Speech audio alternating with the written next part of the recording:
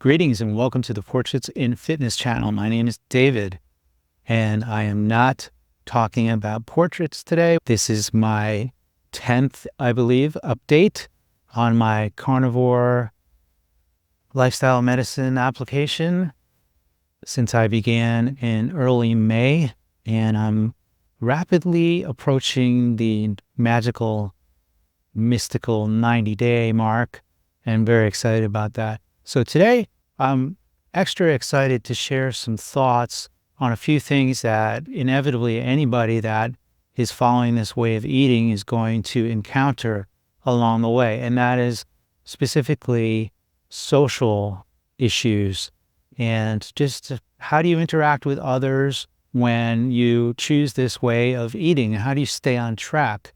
And I have a few insights based not only on the last 10 weeks that I've been following the carnivore way of eating, but in a previous life as a vegetarian. So when I was around 13 years old and I was a young aspiring cross-country and track runner, somehow I got the notion into my head that a high carbohydrate, wonder where I got this, but a high carbohydrate, simple carbohydrate diet, which typically was promoted for carbo loading before races. Now, this is the early 80s.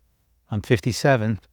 I got it in my head that this would be like a high octane way of eating, and that meat was difficult to digest and made us lethargic and all this kind of stuff. At any rate, at the time, I approached being a vegetarian or pursuing vegetarianism, not in a real ethical way. I did read a little bit about it to kind of reinforce my own pathway, but I literally embarked upon a vegetarian lifestyle, and mostly just avoiding meat. Ended up living in Taiwan for many years, and around year 20 of just avoiding meat, not really actively, consciously knowing what I was doing as a vegetarian, I reintroduced meat into my diet and I never went back. But suffice to say that along that long journey in avoiding meat, I did influence some people in my life, and I learned some lessons from that. And some of those lessons I apply to my approach as a carnivore now, many years later. And I've maybe refined my insight a little bit in the last 2.5 months since going carnivore. So one of the things about approaching diet in a way that's different from so many people is maybe the compulsion to change people's mind, convince other people, because we want to feel like we're doing something that's valid, and getting other people to come to our way of thinking, or we get on board, is one way of validating ourselves. I, on the other hand, have really learned that the best way to influence others or to convince others is to do your thing and just let them observe you and show them that it's working for you. And if you can do that, just be really confident in what you're doing and show them that you're very happy with what you're doing. If they're interested in any way, they'll eventually come around, they'll ask you questions. So in a very quiet way, I've always been able to influence people around me, not as an activist, but just by doing my thing. And if you're going about this way of eating correctly and you may be losing weight, you may just be feeling better, have better energy, people will pick up on that. And eventually they will comment on that. Or, for instance, maybe someone around you will brag on your behalf, kind of humble brag and say, for instance, my wife told her whole family, look at David, he's lost 30 pounds. And they'll ask you inevitably, what are you doing? And I was at a gathering the other day with them, and I said, you might not be interested in it, but I'm only eating meat and animal products. And if you have any questions, just let me know. And I just went about my business. So I don't personally try to actively change anyone's mind, convince anybody, or on the spot, give them a lecture about anything. But when the opportunity arises, I will take the initiative and I will mention a few things if I feel like they're receptive. If they're not receptive, well, I go back to kind of my mantra these days. In my view, 95% of the population or higher are NPCs. They're programmed. And we all have been programmed. We are programmed by a variety of different factors and influences. And it's difficult to break that programming. And to break it, you have to want to break it. You just can't crack that from the outside. So if the opportunity does arrive to speak of things like, what about cholesterol? What about red meat causing gout, uric acid? What about, red meat's impact on the planet? That sort of thing. Well, instead of launching into a defense of everything going on, I prefer just to say, well, it's working for me. I'm really enjoying it. I'm always open to other input. And instead of going into a diatribe or treatise on the scam of cholesterol, let's say, or saying, in my view, climate is a non-starter. It's not an issue. I'd rather say, this works for me. If you're interested, I'll tell you more. But, we hear a lot about a SAD diet, standard American diet. And my learning over the course of this process has told me that this is a species appropriate diet and it feels really good for me. So I'll hit them with the SAD acronym. I'll say, I've gone from standard American diet with some variations to species appropriate diet. So I'm still on the SAD diet, but it's not the same anymore because I'm applying carnivore lifestyle medicine and it's working. So that's the way I prefer to communicate with others. Something else that comes up is, what about cooking with and for others? Well, for me, cooking for others happens to be one of my greatest pleasures. Over the last several years, I've had the distinct pleasure of feeding a gathering at our place every Friday night. And it's just it's a really satisfying thing to be able to share nourishment and sustenance and, of course, the flavors and the social aspects. Sitting down, breaking bread or not with people you care about. And when they compliment you on the taste of it and they go back for more, for me, that's one of the greatest satisfactions I have socially. It's wonderful. And I don't want that to stop.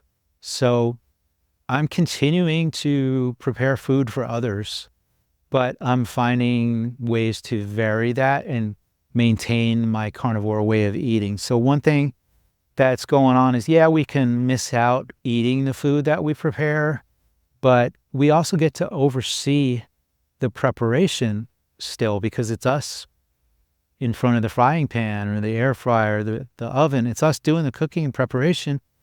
And we can throw in things like lard or ghee or tallow, beef tallow, instead of seed oils, right? We can make variations on dishes that they enjoy that are carnivore friendly, throw those in as well, give them a little bit of a toe in the swimming pool to see what it's like, to experience it, taste it for themselves. You don't even have to say that this is carnivore, but if it helps, hey, vegans do it all the time. This is vegan lasagna. This is vegan pizza, vegan whatever. We can do the same thing. This is carnivore Scotch eggs. That's one I picked up from Bella Steak and Butter Gal, and I bring that out at gatherings all the time. I need a new repertoire, but that's a standby right now. It's wonderful. So maybe we make a tweak here and there, like using butter or lard instead of seed oil, and we make it carnivore friendly, or maybe we don't. Now, what happens when we don't? Well, maybe we'll have a little bit of FOMO, and I'll get to that in a moment. But we're going to have little moments there where we're preparing meals for others, and we really have to be solid in our faith and our commitment to what we're doing. And lastly, I think this is an important point that I just thought of, and that's when we selflessly prepare food for others or help in the preparation or the purchasing of food that for others to consume that are not strictly carnivores, not on board with our diet. And this goes with any diet. We're showing that, we don't shun others that aren't on our journey, essentially, and our dietary approach. So it's kind of like taking the high road, showing that, we don't have to have everybody joining on our arc. They're welcome on board, and there's room for them. It's an inclusive approach, and I think it's very worthwhile to continue to prepare food for others if you do have social gatherings. And let's face it, food, one of the key factors that keeps us so attached to food and cuisine, and why it's so attached to culture, is that different groups over history have developed cultures based on their culinary styles, and it brings people together. It brings people together meal after meal, year after year, occasion after occasion, celebration after celebration, holiday after holiday, and we shouldn't stop that. If we are carnivore and we're solid in what we're doing, then maybe we're not as tempted to fall off the rails or indulge in certain non-carnivore treats as we may have been in the past, or even just things like dessert, which we're probably all avoiding on carnivore. So something that inevitably comes up, I just mentioned, while you're preparing food for others or enjoying food with others at the same table, is FOMO, fear of missing out, or just temptation, just a craving that is stimulated by something there on your cutting board, on your table, that's served with everybody else's meal. For instance, last night, I was just making a salad for my family, and there was this big, fat, juicy, crunchy, crisp cucumber. Wow, that's some alliteration there for you. And I must admit that the thought passed through my mind that, wow, it wouldn't kill me. I wouldn't even go on over my carbohydrates quota for the day or anything like that if I just took a nice big bite out of that crunchy cucumber.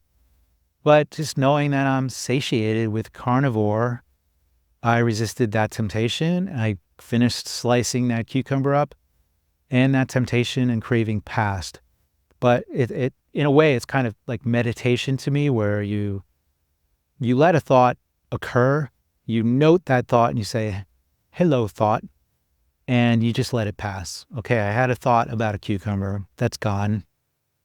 Move on. So coming back to that feeling of true satisfaction on the carnivore way of eating allows me to move past those temporary urges and cravings and stay on track, because it's much more satisfying to feel good all the time than just a few bites or sips of something. Before I go into my brief update on my health and progress, I think back to certain social situations back in the day when there's inevitably, if you're in our modern society, you're going to go to certain functions or celebrations where there might be alcohol present. And it might not have been a good idea to drink that day. Maybe the next day you had an early morning meeting or a workout you wanted to attend, or just something you just didn't want your day ruined with a hangover, but you went ahead and drank anyway.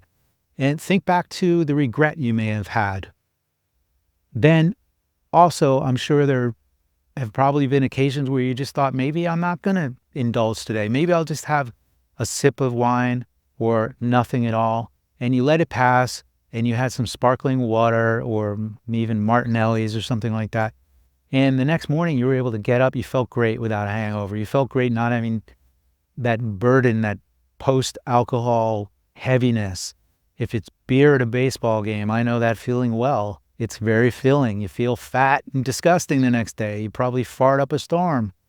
To be honest, what about the next day if you've only had sparkling water at the game? You feel pretty dang good, like you want to go hit a ball over the wall yourself. So we can draw on those experiences where we indulged in how we felt, and when we didn't indulge, and that we felt stronger for that, reinforced our good decisions. And it's the same with skipping dessert in social situations. Before I was carnivore, There have been times when there was a lot of ice cream present. I just said, I'm not having dessert today. People respect that. They respect it when you stand your ground. So if that's an issue for you, stand your ground. And if they don't respect you, you don't need them anyway. NPCs, remember. So draw on those examples from your life when you've made a decision to so-called miss out on something or not fit into a social drinking or eating situation, but you ended up feeling good about it. And that's the advice I have about FOMO. It's all things must pass. So just remind yourself how satisfying it is to feel good all the time on carnivore or ketovore or whatever elimination diet you may be on. You may not be on carnivore, but that's one of the benefits that we feel when we pursue a carnivore way of eating. Most of us feel satiated throughout the day and not tempted to really fall off the wagon and snack or have dessert or eat anything that's not within the guidelines that we set for ourselves. So on a final note, for a health update and progress report on my carnivore way of eating, as I mentioned last week in my clickbaity title, the back pain that I was experiencing from clearing whatever it was going on. It could have been oxalate dumping, could have been digestive tract blockage, or just really acclimating to a new way of eating. I'm not really sure, but I'm sure it was not a muscle pull. So last week, finally in the rearview mirror. And speaking of muscle pulls, I'm sure it wasn't a muscle pull because I pulled my muscle on the opposite side of my back while moving my gear to a new studio space last week. And now I'm really clear on what a muscle strain in my lower back feels like on the opposite side. So it's kind of ironic that I exchanged lower left back pain for lower right side back pain over the last week. So just taking it a little bit easy. I know I've got to recover from this muscle strain, but it is indeed a muscle strain. It's not oxalate dumping. Everything else is just going pretty swimmingly. Sleep quality and duration is probably the last piece of the puzzle that I would like to see come into place and could be a little bit improved, but no complaints at this time. Everything's pretty much going smoothly, and I'm looking forward to hitting my 90-day mark in early August, so look for that update. But more updates to come in the meantime, and until that next update, be good to yourself, and we'll see you then.